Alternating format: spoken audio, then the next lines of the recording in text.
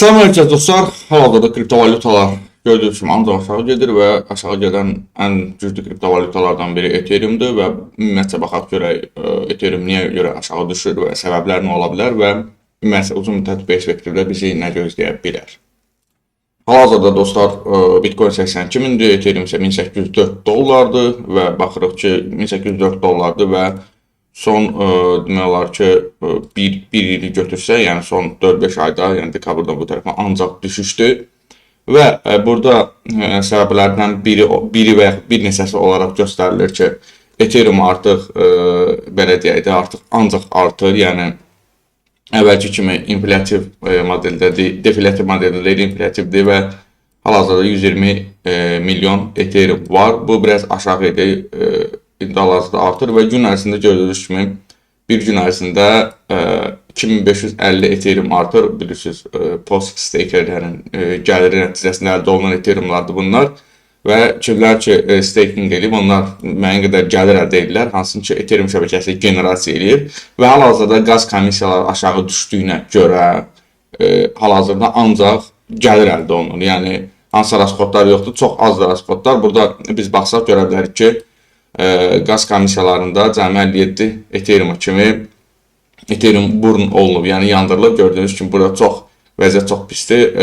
Bloblar üzrə, yəni layer 2-lərin ümumiyyətcə Ethereum yandırma imkanları vapşı aşağıdır. Onlar demək olar ki, VC layer 2-lərdə hal-hazırda komissiyalar milyonda bir qəpidir və transaksiya yerinə yetirərkən siz demək olar ki, komissiya ödəmirsiniz demək olar o, çünki çox o ödəniş sayılmır. 1 sentə, yəni təsəvvür 1 sentə 1000 dənə transaksiya yerinə yetirə bilirsənsə, bu heç nə demək deyil. Və bir gün ərzində bütün layer 2-lərin Ethereum blockchain-ə verdiyi xeyir cəmi 432 dollardır. Bu da çox azdır.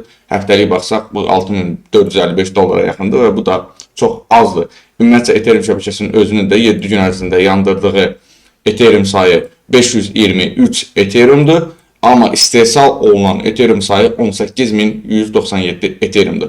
Bu da hardasa, ümumən götürəndə, burada biz 30 günlük inflyasiyaya baxsaq, Bitcoin-lə eynidir. Yəni, Bitcoin bilirsiniz mining olunur və bu ildə illik 0.82%-dir. Ethereum isə proof of staking, yəni stakingdən gəlirlər isə 0.74%-dir. Və təbii ki, bu da Ethereum-un uzun müddətli perspektivdə sayının limiti olmadığı kimi, yəni Bitcoin kimi 21 milyon sayı deyilən bir şey olmadığına görə çox vaxt görə deyirlər ki, səbəb budur. Amma mən bunu səbəb kimi görmürəm, çünki cəmi 120 milyon Ethereum var. Yəni Ethereum 4000 olanda da burada 118 milyon idi. Yəni 2 milyon Ethereum artmaqla burada hadis təxmini deyək ki, ən pis halda 5% Ethereum artmaqla Ethereum 4000 dollardan 1800 dollara gəlib. Bu 100% düşüş deməkdir, yəni 2x deyək də belə düşüş deməkdir. Digər tərəfdən isə Bybit birjasının sındırılmasını göstərirlər səbəb kimi ki, Bybit birjası sındırıldığına görə və bilirsiniz, bu yaxınlarda Bybit birjası özü yox, daha doğrusu birjanın Safe Wallet var idi, çox imzalı cüzdanı. Orada hansısa bir manipulyasiya nəticəsində 1.4 milyar manipulyasiya, bilirəm hansı manipulyasiyası, amma çox dərindir və video çox uzana bilər. Gerçeği göstərməyəm. Safe Wallet deyilən bir cüzdan var, online, daha doğrusu bir neçə imzanla orada transaksiya yerinə yetirir və orada manipulyasiya eləmişlər. 1.4 milyard dollarlıq Ethereum'u Şimali Koreya hakerlər deyirlər. Lazarus adlı hakerlər var ki, hansılar ki Şimali Koreya hakerləri, onlar belə deyək də özlərinə götürmüşlər və xatırladım ki, Şimali Koreya yeganə ölkədir ki, belə bir memdir gəlir ki, Şimali Koreya yeganə bir ölkədir ki, Bitcoin-ə bir qəpik də yatırım eləməyib, o hakerləri yatırım eləyib və hal-hazırda nə qədər Bitcoin və Ethereum'ları var, hamısı da təbii ki, sındırılmış və birjalardan oğurlamış və Lazarus ümumiyyətlə çox kriminal işlərdə iştirak edən haker qruplarından biridir. Şimali Koreyaları və ora bilirsiniz, əlçatmaz bir yerdir və oradan onları tutub harasa gətirmək olmur.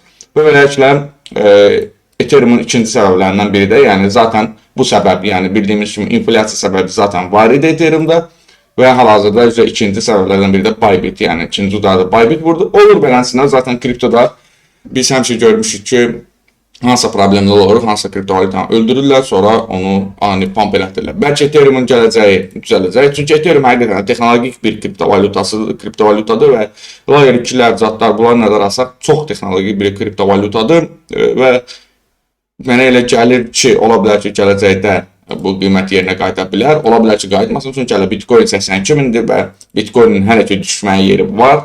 Ona görə biraz tam olaraq demək olmur ki, nə baş verə bilər, nə baş verə bilməz. Solana kriptovalutası bilirsiniz, daha öncə FTX birjası sındırılma nəticəsində Solana kriptovalutası gördüyünüz kimi baxın bu yüksək qiymətlərdən $200 gəlmişdi. Burada $8 kimi düşmüşdü. Burada göstərmir CoinGecko 9.60 görsədir, amma 8 neçədən düşmüşdü və sonradan nə oldu? Gördüyünüz kimi yenə kriptovalyuta yenə də öz qalxışını davam elədi və yenə də öz qiymətlərini qaytardı. Hal-hazırda Solana'da $126 və yəni öz belə deyək də bir növ fəaliyyətini davam eləyir. Yəni heç yerə itməyib.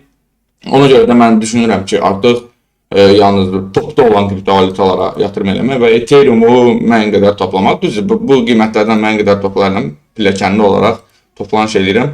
Ümid edirəm ki, qalxacaq. Bəlkə də $1500-dan, bəlkə də $1200-dan gələ bilərik Ethereum üzrə. Amma bu yenə də deyirəm, bilmək olmur. Və almasan da qatardan geri qalırsan, alsan da düşəndə də adama pis təsir eləyir. Yəni çalışmaq lazımdır ki, riskləri gözə alıb hərəkət eləyəsən. Bütün hallarda xatırladıram ki, dostlar, mənim kanalımda heç burada sizə yatırım məsləhəti vermir.